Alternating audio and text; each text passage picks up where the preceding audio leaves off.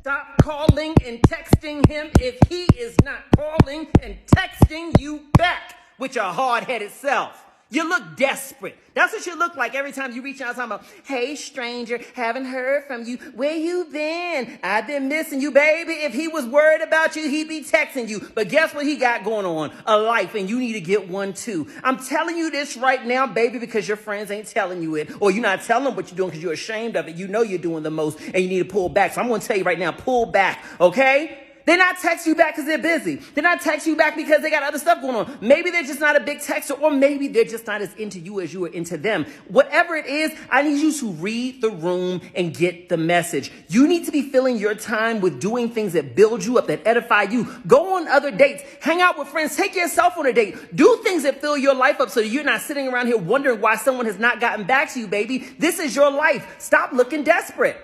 And let me tell you something. People can smell desperation. That job, that man, that friendship. They can smell that you're desperate. And once they can tell that you're desperate, baby, they are going to misuse, abuse. You might as well pack it on up. You have to remember that you're the prize. You are the catch in any setting. It's not only men. You're the catch in your friendships. You're a great friend. You're the catch at your job. You're a great employee. And you're the catch in your relationship. You're a great girlfriend. Never act out of desperation. Don't you do it. It's never worth it. And you're always going to regret it in the end.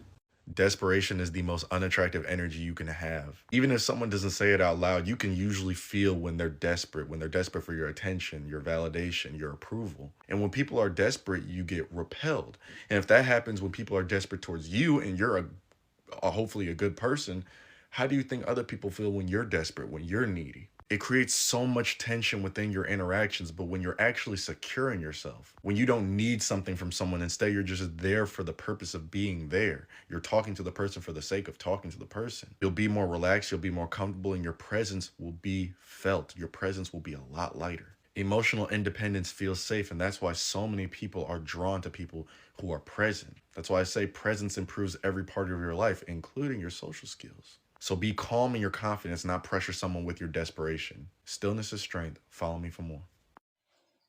We are looking at those specific things women do that make them look desperate. What do you think about this topic? What are those specific things that women do that make them look desperate? Women don't look desperate because they love hard. Rather, they look desperate when they forget their self-worth while trying to keep someone. You can be part of this conversation by dropping your view in the comment section. Without wasting a lot of time, let us get into the videos.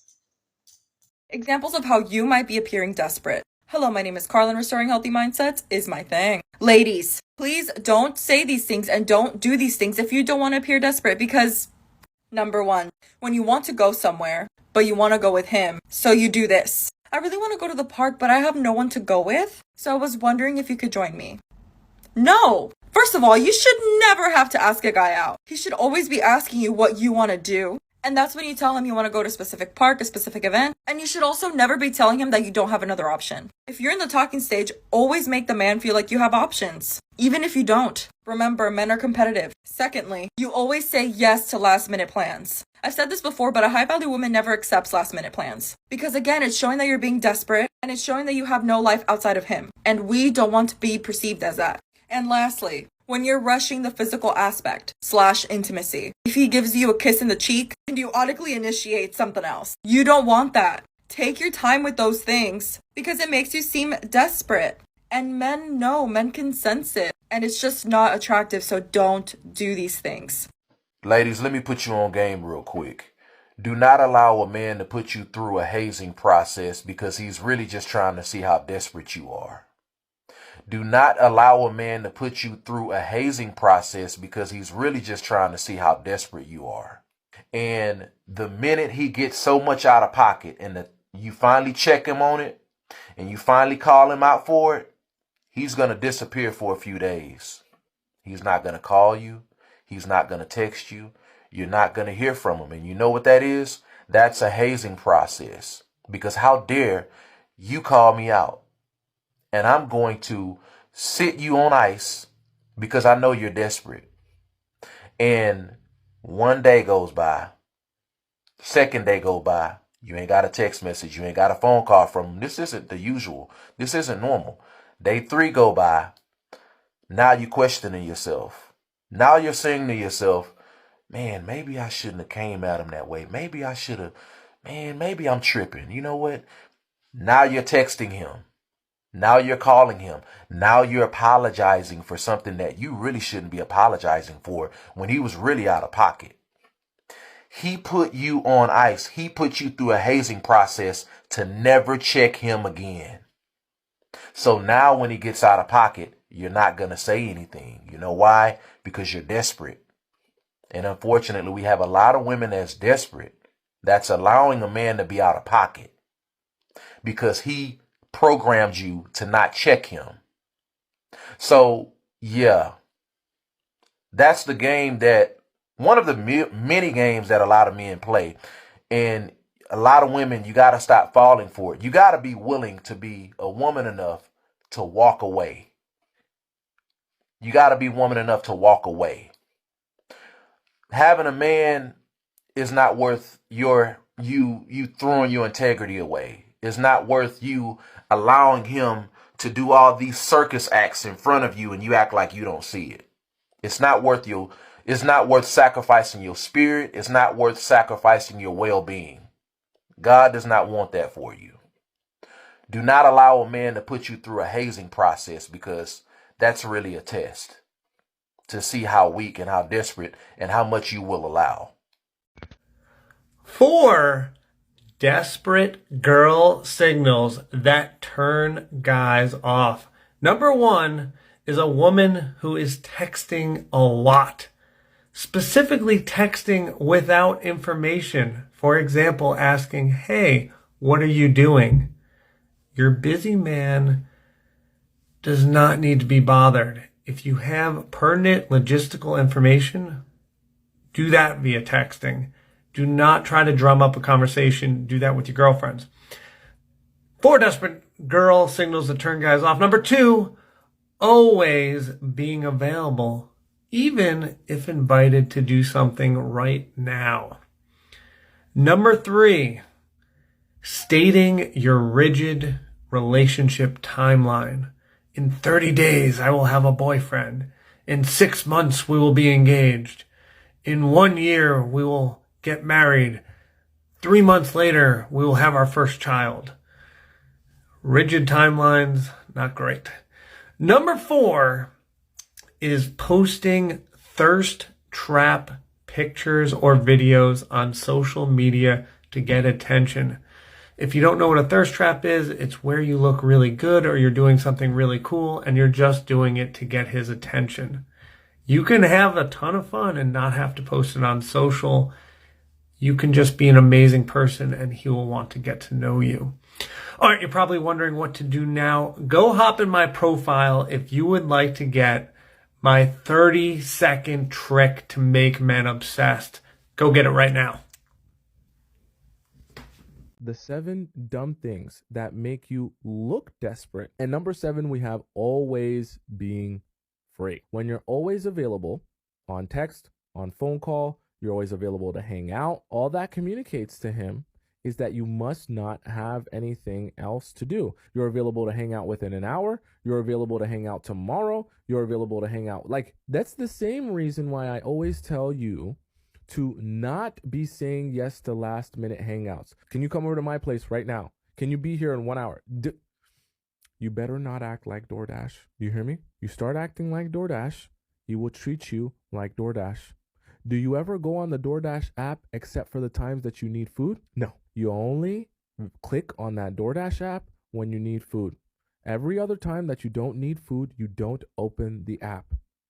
It's the same way you'll get treated if you start acting like DoorDash. He will only hit you up or talk to you when he needs food, i.e. Squirtle. There's nothing wrong with telling him, I do enjoy spending time with you. I do enjoy hanging out with you. However, my schedule and my life does not allow me to say yes to things the day of. I have responsibilities. I have other things that I also care about that are passions of mine, that are important to me. While you are amazing, you are not the be all and end all of my life. If you want access to me, if you want to see me, if you want to spend more time with me, you can. But that time has to be allocated and scheduled in advance, well in advance, that I can make sure I'm actually free to spend that time with you. Otherwise, I won't be. Here are 6 bad habits that are making you seem desperate without you realizing it. After years of talking to strangers, I've seen exactly what makes people lean in or pull away. 1, over-explain yourself. I used to struggle with this. You think you're giving context, but really you're trying to make sure they don't misunderstand you or don't like you. Say it clearly once and let the moment breathe. 2, switching up your plans or opinions too fast. Being open-minded is good, but if every time somebody has a different reaction, your personality updates, it starts to look like you're trying to be chosen. 3, scanning the room for attention. You're with somebody, but your eyes keep checking the door, the booth, the group of girls, the cameraman, who noticed you, who didn't. You look hungry. Lock in with the person in front of you. 4, being too thirsty to score the bucket. Some people are too fixated on getting the number, the contact, the exchange. The conversation ends up being dog shit. Build comfort, then get the contact. 5, dressing loud. Loud fits can be hard if it actually matches you. But if it looks like a costume, like you're trying to buy presents, bedazzled outfits, fake chains, revealing clothes, no. Outfits should amplify you, not compensate for you. 6, and this is so important, flexing things nobody asked about. You ever talk to somebody and then mid-conversation they bring up how much money they got, who they know, what they do, how they're different, and you instantly think like, yo, this person is a cornball. But it's never really the flex, it's just the timing. If nobody asks, it seems like you're trying to make people believe you matter. Let it come up naturally and humbly. Follow for more breakdowns. You know the crazy thing about being desperate? You don't even know until it's too late. So I saw someone recently say something like, you shouldn't want anything that doesn't want you back in the same way or even more. And that really hit me. Because like imagine you're walking through a desert for weeks without water, without food, and then someone comes along and offers you a tall, cold glass of rubbing alcohol. Chances are you'd probably take it because they look the same. I mean, after all, how bad could it be? You just need anything. You need something. So that's kind of what desperation looks like, right? Like when you're chasing for something and you're frustrated because you can't have it, you can't get it, but you're willing to take anything and everything just to get a little taste or a little piece of that thing. Crazy thing is, if you were in your sound, confident, relaxed mind, you'd probably be able to smell that rubbing alcohol right away and throw it right back in that person's face. There's an older version of you that would never accept this, that would never tolerate this, that would never do this. But with desperation, over time, when you really are chasing after that one thing, whether it's that person, whether it's that job, whether it's that opportunity, whether it's that relationship, it causes you to shrink and shrink and shrink and shrink and lose yourself just to attain a little taste of what you get. Like you start to settle. But I feel like there's always a little voice in you that knows that something isn't right, that you kind of don't deserve this, or deep down something feels weird. But you start to convince yourself that it's okay and that it doesn't matter, that this is the thing that you want and then you must have it. So yeah, that thing that you're thinking about right now, yeah, the thing that just popped up in your mind, ask yourself, is it worth losing your mind, your integrity, your values, yourself, just to have that? I like to believe in the quote that everything that I want wants me even more. And that is a powerful place to be in. Desperation can make objects seem larger than they appear depending on the mirror. What is this situation mirroring about you right now? These are the things that women do that make them look desperate. The very first one is over pursuing. You are texting too much. You are always the one to plan out dates, outings, or even fixing things. And then the second one is losing yourself.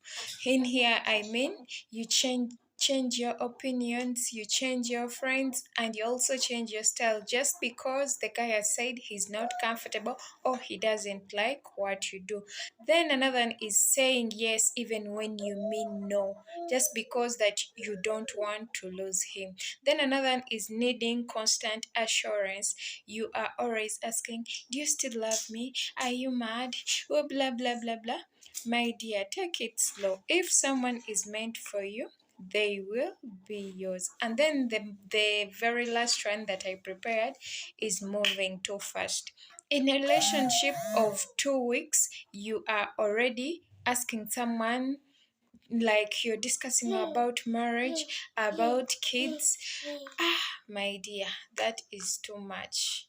Take your time, don't rush. If he's the one for you, he will be the one for you. Without wasting a lot of time, let me end this video here. Please subscribe. Desperate feeling you get when you are chasing after someone and you are putting in 10 times more effort than they are, you're supposed to feel that. That is your conscience speaking to you. It is screaming at you. It is telling you, we don't like this. You see, you're not as mad at the other person as you are of yourself. That's who you're really mad at, because you don't like the way you're treating yourself.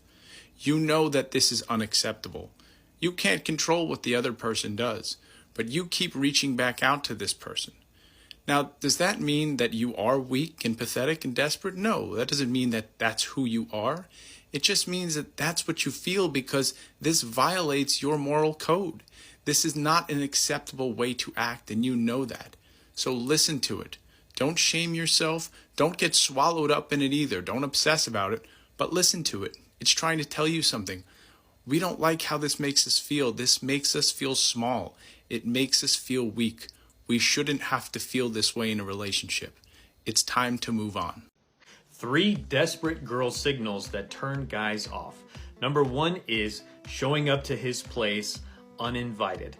Don't do that. Sometimes you may think it's romantic. Maybe you guys had an argument or he's been ignoring you for a while and you're like, you know what? I'm just going to show up to his place. We're going to have a conversation. We're going to talk about this. Usually a guy will feel like his boundary is being violated, and he's not going to like that. It's not going to be a romantic thing like it might seem in the movies. Number 2 is always initiating. If you're always the one texting him, calling him, initiating sex if you're at that point, physical affection, that's not a good thing. You have to give him space to come to you, because if you're always the one chasing, how can he chase you? How can he pursue you? How can he initiate? You have to give him that space, and if you're not getting what you want in the relationship, you might have to maybe it's not the right relationship. Maybe you have to set that standard and speak up for your needs or move on at that point. Number 3 is self-deprecating humor. Anything where you're making fun of yourself, putting yourself down, saying, oh, yeah, I'm an idiot, or why do I always do that? Instead, do what I call confident comedy. Confident humor, where you're saying like things like, did you just ask me for my phone number, or did you just say you want to propose to me, or did you just say that I'm your princess? Did you just say that I'm your queen? So selective hearing, saying things where you're actually lifting yourself up in a funny way. Like, did you just say you wanted to buy me a Porsche? And doing it in a funny way where guys can actually say, oh wow, she seems pretty confident. She seems like she's used to guys pursuing her. That's always a good, subtle message to send to a guy. Now, if you would like to discover a 30-second trick to make any man desire you, go ahead and click on the link to my bio. Click on the link there, pick that up, and I'll talk to you soon. Bye.